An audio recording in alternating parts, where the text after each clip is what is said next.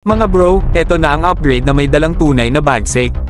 Na-issue na ang Notice to Proceed para sa 30mm Remote Controlled Weapon Station o RCWS na manggagaling sa Turkish defense company na ASELSAN at kumpara saan to?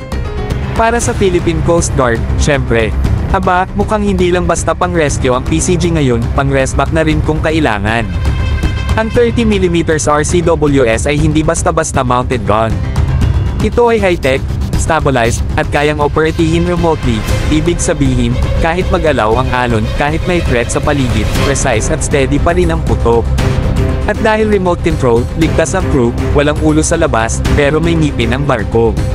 That's how you bring brains and brawn into maritime defense. ASELSAN Smash System, ang rumored variant na gagamitin, may track record na sa actual combat. Ginagamit ito ng ilang navies at coast guard sa buong mundo, at ngayon, isa na tayo sa mga aakyat sa eksenang may ganitong level ng firepower.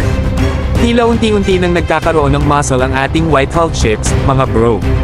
Hindi ito tungkol sa pagpapapogi lang ng barko, ito ay tungkol sa credibility at survivability.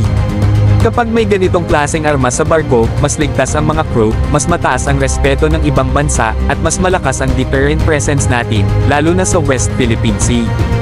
Isa rin itong patunay na seryoso ang gobyerno sa pagpapalakas sa Philippine Coast Guard.